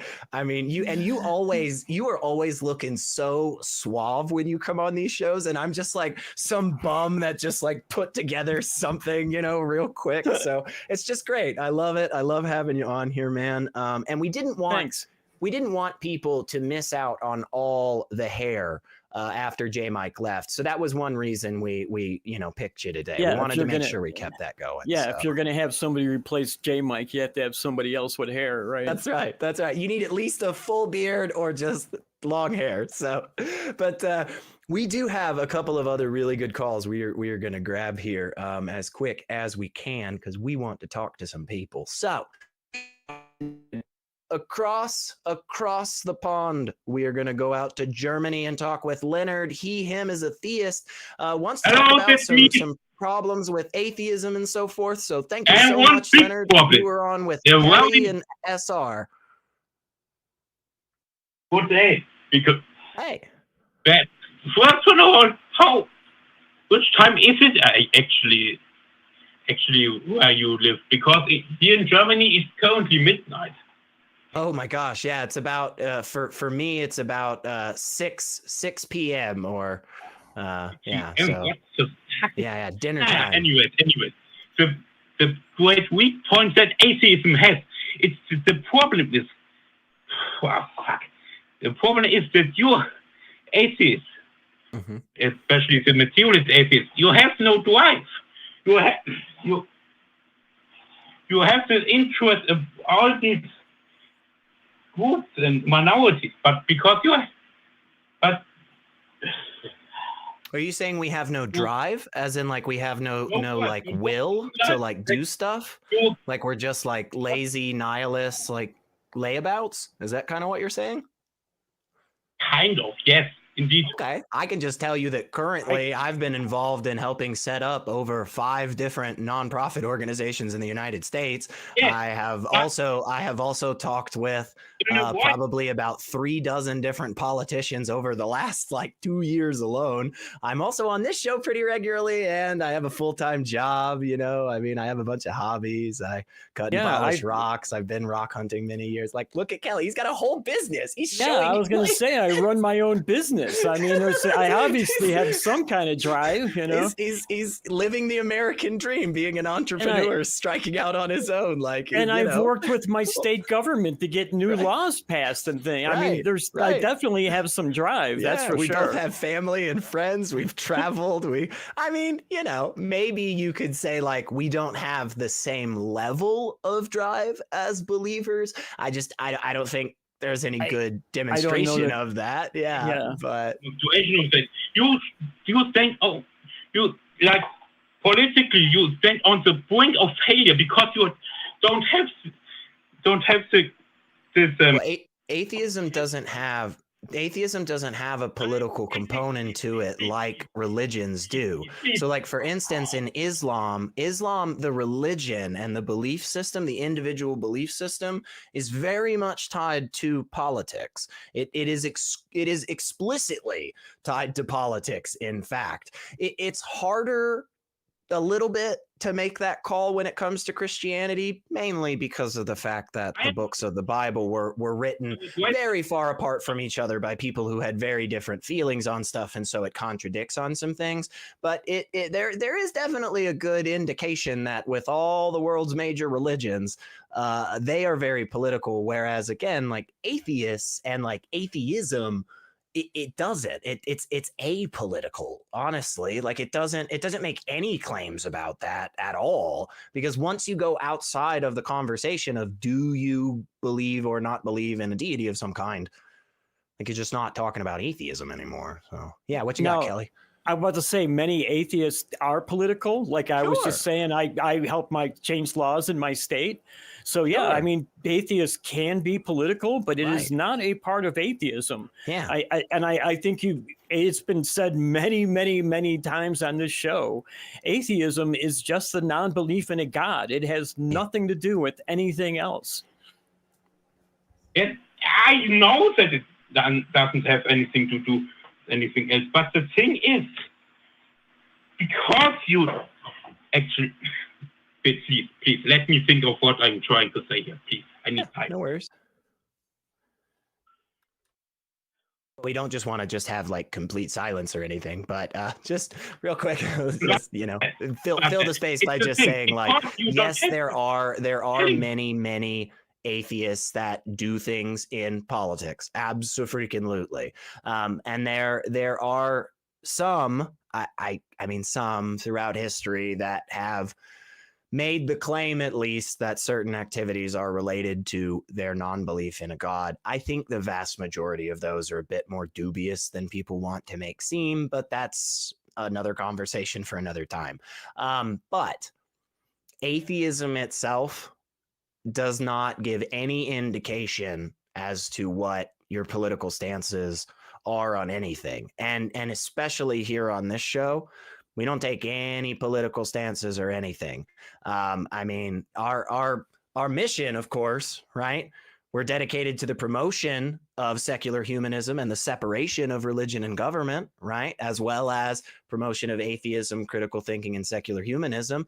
And like, yeah, I think the way we should engage more often than not in just a generalized understanding of politics worldwide is with a secular humanist framework. I fully support the founding documents and founding individuals of this wonderful country that I live in the US, and agree that we should have separation of religion and government. Again, though, that doesn't have really anything to do with my atheism, right? Actually, I agreed wholeheartedly with both of those things when I was a Christian. Not Hitler, but we feel Stalin or Lenin or who is this? What is this Chinese dictator called again? Mao Zedong. Okay. What about these people? Where are you going with this? Are you just going to say that they because these people they are also atheists? Okay. Yeah, or if you're just going to make Torque the claim, Amato was a Christian too. Timothy McVeigh. Timothy McVeigh was a Christian. Yeah. I don't know where you're going with this. Every group of people has bad people within that group. That's not something that is deniable. So to say that, there's hundreds of thousands of people in this group, but 2 of them were bad, so everybody else in the group is bad, is really not a very good argument at all. Right. Totally agree, Kelley. And I got you muted for just a second, Leonard, because we were cross talking a bit, and I'll unmute you here in a sec. But yeah, great point, Kelley. I love that. I absolutely freaking agree. And I also would go just a little step further to say, I feel pretty confident on this. If we actually counted the numbers, it wouldn't look good for the religious. It would look a lot worse. And most importantly, and this is what I think really is at the core of what you're saying here, Leonard, and what we're kind of pushing back on. It is not an individual who claims a belief system that does a terrible thing that is problematic when it comes to where I'm coming from, right? Where I'm coming from is this idea that the belief system itself indicates to the believer that this atrocious action is the correct one. That's my problem. Yes, there are atheists that do shitty things. There are also atheists out there that do phenomenal things. That statement is true for all the different groups that we can have, okay? But you know what statement is only true for the religious? You can find justification in their core doctrine for the atrocious things that you and I both think are wrong. That's not true for the atheist. I'm going to unmute you now, let you shout some things at us, and we'll grab one of these other calls. But the thing is, some religious people do good things as but some consequences of some atrocious things are really, really good for like the society. Do you still hear me?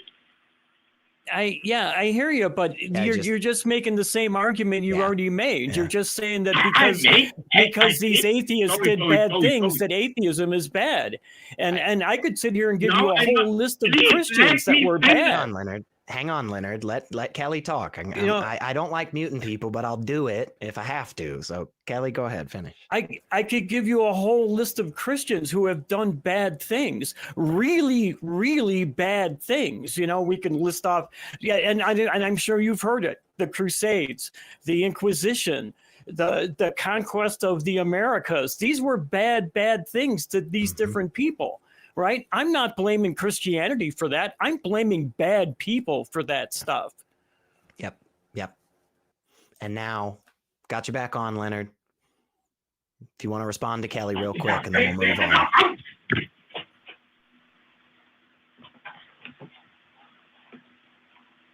Leonard, any other responses you want to give? And he was possible one. Yeah, I personally would blame Christianity indeed for that thing. Because there are religious people that really gain something for society for their choices things they do. Like Hindus, for example, they do some things and they really help people with that. Atheists help people too. I mean, you're just saying. I mean, you've taken a group of people, atheists, and you've made these judgments about what you think atheists are, and it doesn't seem like you've actually talked to an atheist, because the judgments you're making about them doesn't fit with the reality that I have lived when I have talked and associated with atheists. So I think maybe you need to hang out with an atheist a little bit. Talk to them, get to know them, make friends with an atheist. It's not going to hurt you. God's not going to kick you out of heaven at the end of your life because you made friends with an atheist. And get an idea of what they believe, how they live, what they believe is the correct way to live and treat other humans. And I think you might be surprised, because a lot of what you're going to find out is exactly the opposite of what you're thinking right now. You don't know what I'm thinking. Well, yes, I do, now, because Leonard. you're telling us. You're telling us what you're thinking. You spent the last 12 minutes basically telling us exactly these things that we are disagreeing with and pushing back on. And again, we're gonna move on. We're gonna let you go, Leonard, and grab some other calls. But again, I think the biggest things I could rehash some stuff. I'm not going to. I'll just say this, because it sounded to me at the end there, you were saying, look at all the good things that these religious people do in the world around them.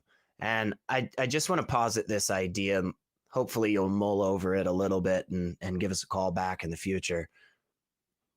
Only through a non-religious lens can these good actions actually be considered good for the sake of goodness. Because when you do good things as a believer, you are doing them simply because you were commanded to, or you receive a reward later on, or at the very least, a lack of punishment. I don't have that. I don't have that on my side. When I do something good, it is simply because I actually believe that is the right thing to do. And so I think between the two systems, mine's a hell of a lot more moral. So, but thank you, Leonard. I appreciate it. I agree. Yeah. I just want to point out too that there's never been a Jesus. There's never been a crusade in the name of atheism. Yeah, for sure. Yeah, right. So yeah, I don't remember anybody raising up a medieval army and attacking a country in the name of atheism. Yeah. So. Yeah. Maybe it's out there, and maybe somebody could present us some evidence of that at some point. But I doubt it. But real quick, just because before we go grab some of these other calls, because we do have some phenomenal calls here. I want to read another one of these screenshots. There were some really, really good ones since last week that came in, are phenomenal. Wait a second. That just reminded me, Kelley, have we thanked the crew yet? Have we talked about this amazing, amazing crew that puts this on and puts up with my shit and your shit? I just got here, so I haven't. Okay. Well, let's do it. Let's get that phenomenal, amazing, stupendous, I think I've run out of adjectives, awesome crew, because they are the reason that Kelley and I are able to sit here and respond to people and look like we know what we're doing. There's more crew than that. There is more crew. We can see a few of them actually at the Free Thought Library in Austin, Texas, which if you've never been to, you'd better get your butt to it. There's always cool things going on, and they are a wonderful, wonderful group of people. And now that I have done that, I feel a little bit better about asking them to do more work and put up the screenshot number 3. Because I like this one, and I think after that last conversation, this goes well. Which this comment was made in response to me pointing out that the Catholic Church as an organization has an account with $1 billion in it that is literally just used to save their priests whenever they assault and abuse children in their care. So after I made that point, this individual said, so they should just roll over anytime someone claims abuse, SR? And well, I can honestly tell you, my response is even fucking simpler. No, they should stop abusing kids. I honestly cannot believe I have to respond like that. But yes, that's the fucking answer. No, they shouldn't roll over. Stop abusing kids. That's pretty simple to me. So now that I got that out of my system, let's grab a couple of other calls, because again, we do have some really good ones, and I would like to go out to Maryland and chat with Autumn. Her is an atheist who has a question about a partner that's having some trouble. Thank you so much for giving us a call, Autumn. You're chatting with Kelley and SR. What is up? Oh, hello. I'm all right. I hope my thing's relatively self-explanatory. I'm an atheist. I've always been an atheist. My partner grew up Catholic, but currently kind of follows the theistic evolution model of, God set everything in motion. But anyway, to get to the point, something that I often find she has trouble with is this, she'll panic over, I'm going to go to hell. Or if, she's a little full and pother, she'll say, fuck, I'm such a glutton, and things like that. And it's super concerning, and I don't want to necessarily, deconvert her. That's not my job. That's not my point, and that's a lot of effort anyway, But what can be done to, kind of help qualm this fear of hell? Because it's something that I see hurt them, and seeing it hurt them, that isn't part of my job as a partner, is to help through stuff like this, and it sucks to see them hurt so much, Yeah, absolutely, and I think you really laid out again, just kind of, we had a caller earlier saying about why do all this shit and whatnot, and I think you laid out exactly why. We see people that we really, really give a shit about that are hurting because of these things, and we don't want them to hurt, and even worse so than just the fact that they're hurting, right? They're hurting for something that we believe is not true, so let's dissuade them of that, right? But Kelley, what do you I'll give you the first crack at that. What can you offer for help with their partner that's struggling with this? My advice would be to concentrate on the action and not the religion. So when they say something like you just gave me the example of, I am such a glutton, talk about the gluttony, not about why they think they're a glutton, because we know why, because it's one of the 7 deadly sins, right? But talk about, hey, well, why do you think you're being a glutton? Do you think you're eating too much? And maybe start approaching it from that angle. And that way you're not attacking her religion or her core beliefs. So, and people, I think most people have an inborn need to make themselves better. And if you approach it with a very positive attitude, most people, especially if you're close to them, will be open to having that conversation. So I would, like I said, I think I would approach it that way and not even talk about religion at all when you're starting this conversation. And then maybe after so many months, they might realize that what they have been doing is giving up these preconceived notions of bad behavior that have been inbred into them as a theist, as a Christian. And it may take months, it may take years. It's harder to unlearn things than it is to learn things. So be patient. And that's about the best advice I have on that one. SR? Yeah, I think that's really good. And I think what everything you've said so far, Autumn, honestly, to me sounds like you are, doing exactly what you should be doing. Again, you're totally right. It's not your job to try to convince your partner of something other than what they believe, right? Absolutely engage honestly with them whenever y'all want to have these conversations. Of course, don't lie or hide what you actually believe, but being a support system for them is absolutely the right way to go. Because we all know on the non-believer side, right? We all know how much it fucking sucks whenever you're just trying to talk with a friend and be like, man, I'm having a rough time. And they're like, if only you loved Jesus, like that's shitty. So definitely don't be that person as an atheist. But really, I think because, so far it sounds like you really are on the right path. And I loved what Kelley offered. I'm just going to try and offer some resources in the sense of like recovering from religion. And what I would do when you offer that is you make very clear that this is not an organization that is exclusively and only for people who actively are wanting to get out of a belief system. Not in the slightest, right? It is not just a place for somebody who has experienced years and years of trauma from these various religious organizations. Absolutely.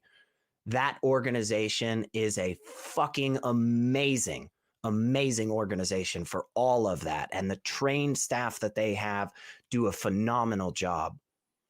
But they also just talk to people. They also just as humans communicate with another individual that's going through a tough time. And that's really, really helpful. And they won't sit there and berate your partner and say, why are you still believing in this stupid hell thing? Don't you know it's not real? They won't do any of that junk. They're going to be there to listen and care and show that compassion and support that you have been doing for your partner.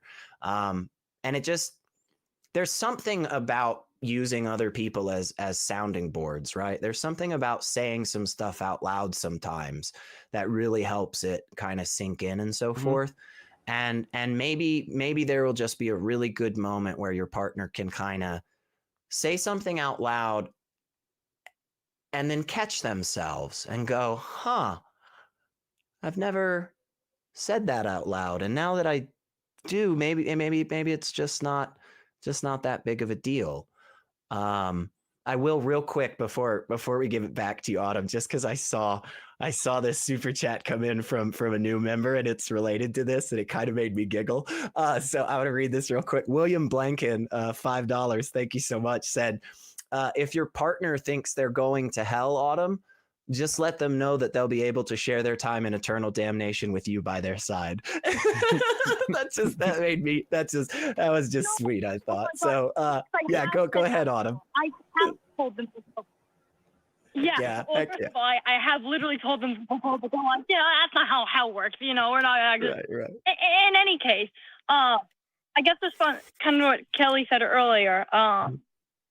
That what if? Because sometimes it's not even directly connected to an action. It's just this sudden fear she'll have, what in the immediate to get them to hey, it's okay, calm down, even if this is real, this is so far in the future. This isn't something you need to be so concerned with. But they'll just have this,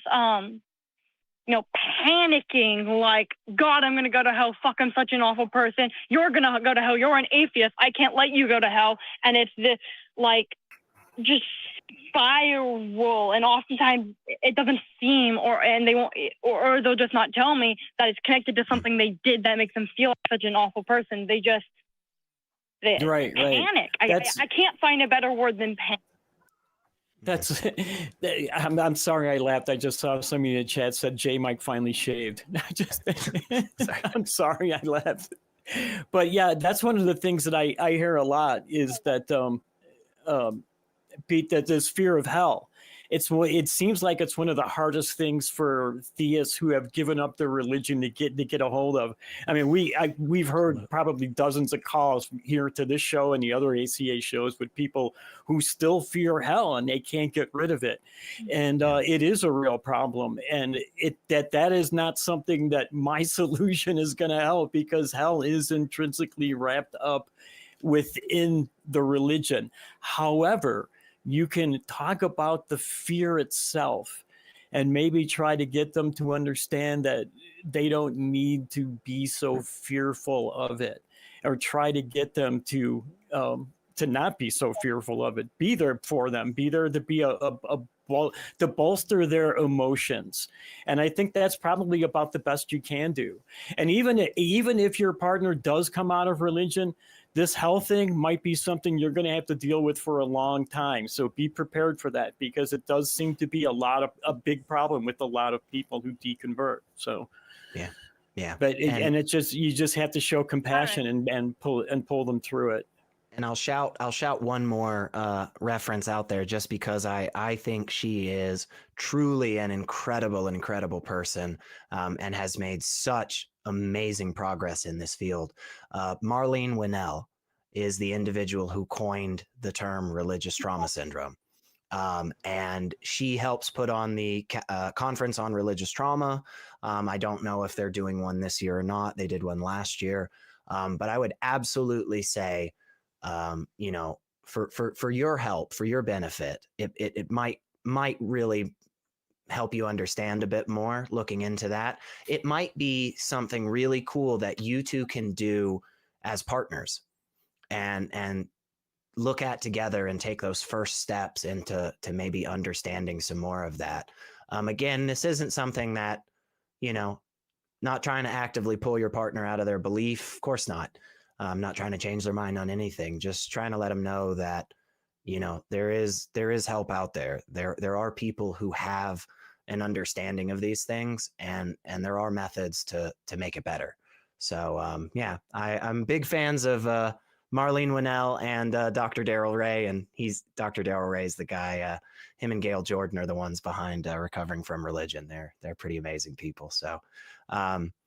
Oh, yeah. And I'm just getting a reminder from our wonderful crew, of course, to mention the Secular Therapy Project, which is also an amazing organization in partnership with RFR. Seriously, all of those people and those organizations, massive legends, in my opinion. Freaking legends. Anything else you wanna say to us before we let you go, Autumn? Not really. Just thanks for picking up my call. Thanks for the help. Yeah. And I'm sure I'm not the only one in a similar situation. So Absolutely. Hopefully someone else in the audience, finds it interesting or useful. Have a lovely day, and I will be listening as the show continues. Good luck, Autumn. I wish you the very best on your journey forward, and I hope everything works out for you and your partner.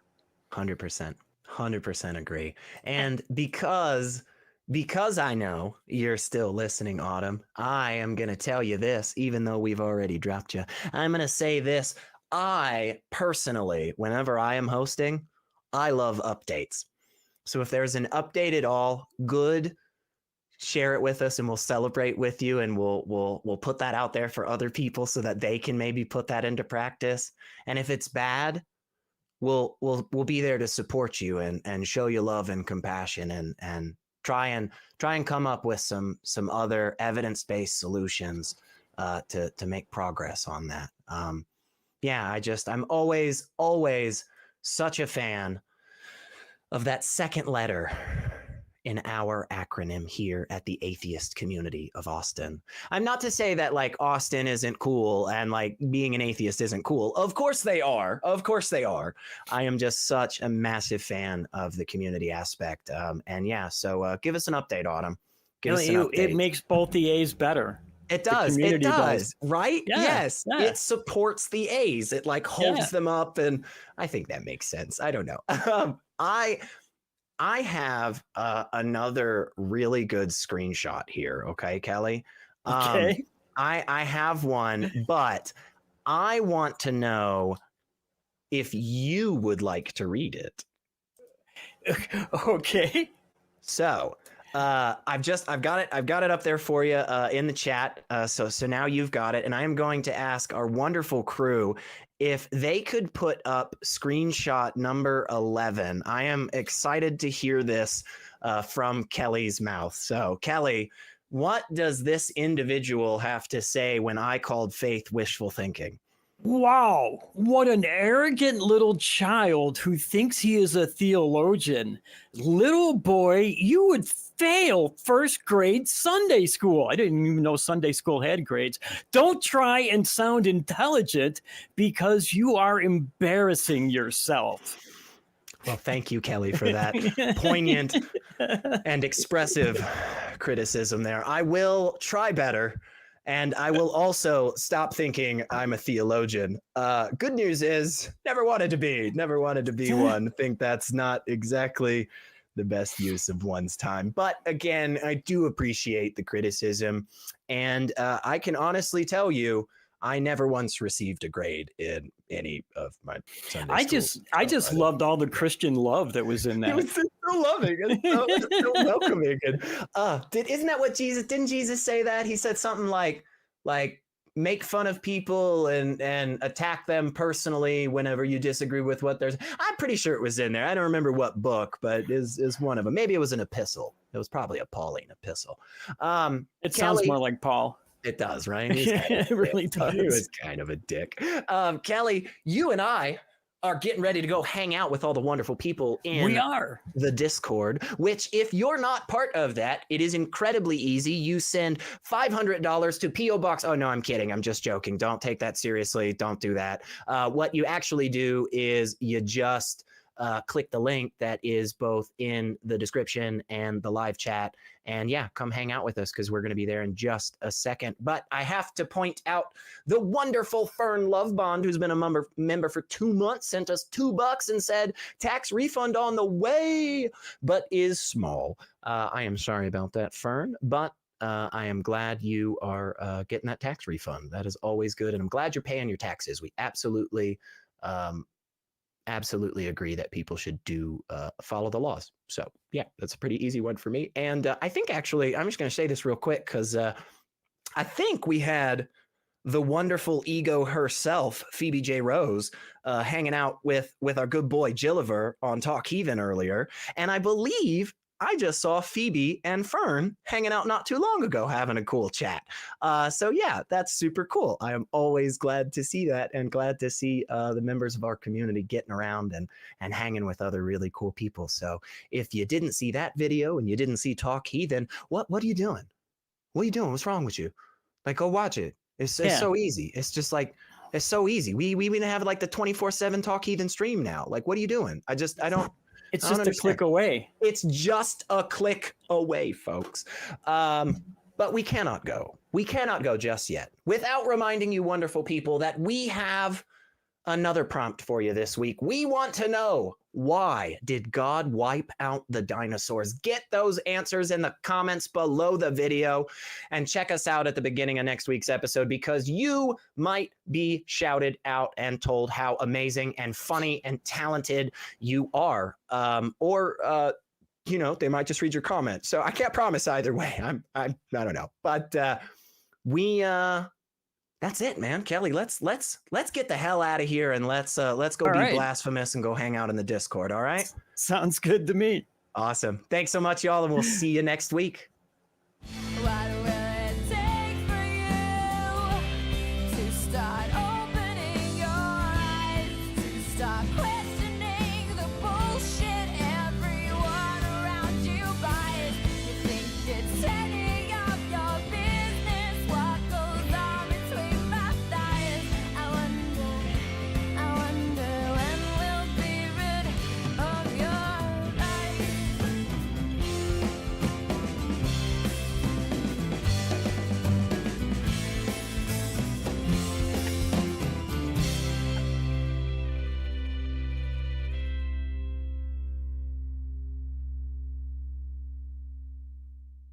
Watch Talk Heathen live Sundays at 1 p.m. Central. Visit tiny.cc/YTTH and call into the show at 512-991-9242 or connect to the show online at tiny.cc/callth.